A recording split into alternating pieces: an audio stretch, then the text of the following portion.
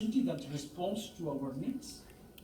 Why have we left cities to develop on the wrong path for so long?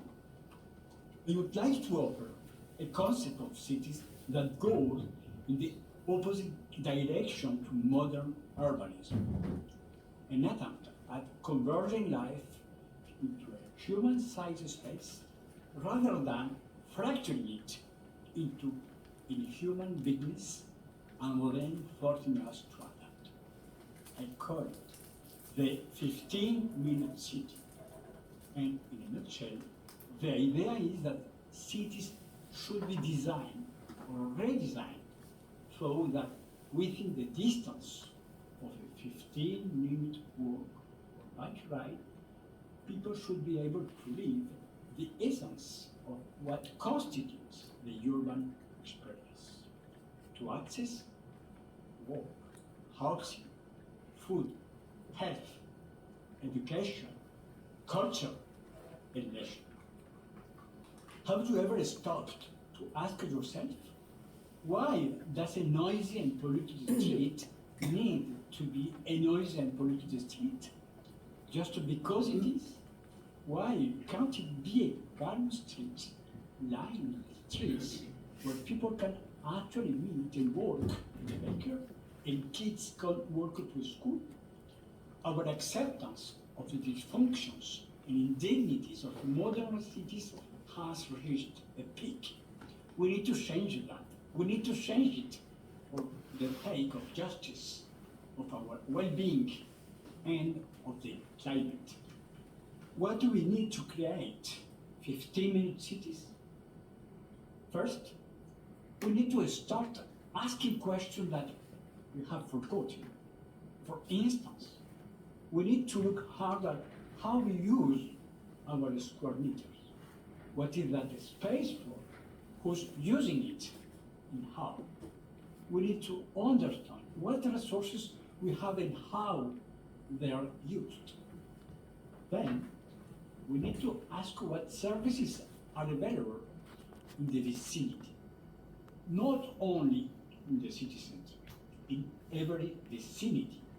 Health providers, shops, artisans, markets, sports, cultural life, schools, parks. Are there green areas? Is there water fountains, place to cool off during the frequent heat waves? We also have to ask ourselves, how do we work? Why is the place I live here and work is far away? We need to rethink cities around the 4 guiding principles that are the key building blocks of the 15-minute city. First, ecology for a green and sustainable city. Second, proximity to live with reduced distance to other activities. Third, solidarity to create links between people. Finally, participation should actively involve citizens in the transformation of their neighborhood.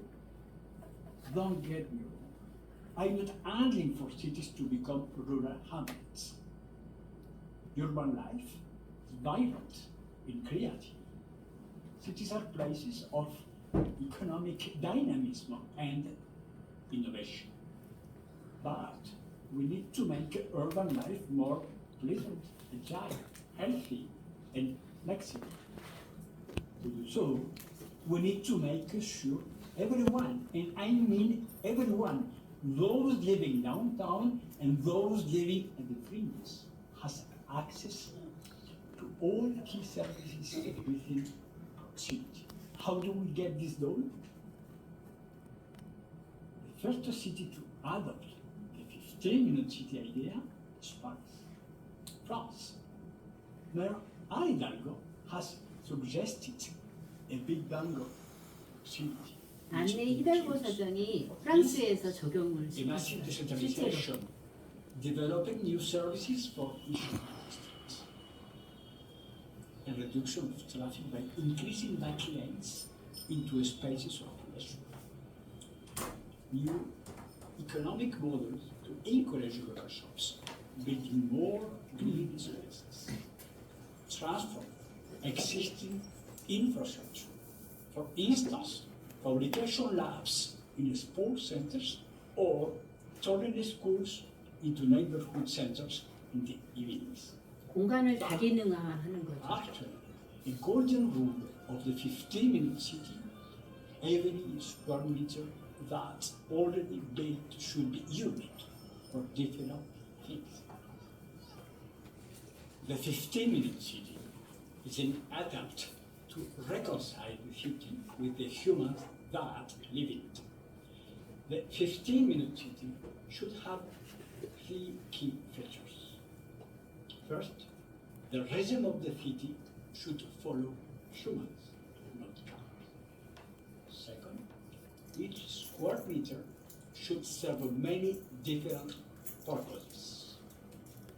Finally, neighborhoods should be designed so that we can live, work, and thrive, then without having to constantly commute elsewhere. It's funny to think of it. The way many modern cities are designed is often determined by the imperative to save time and effort.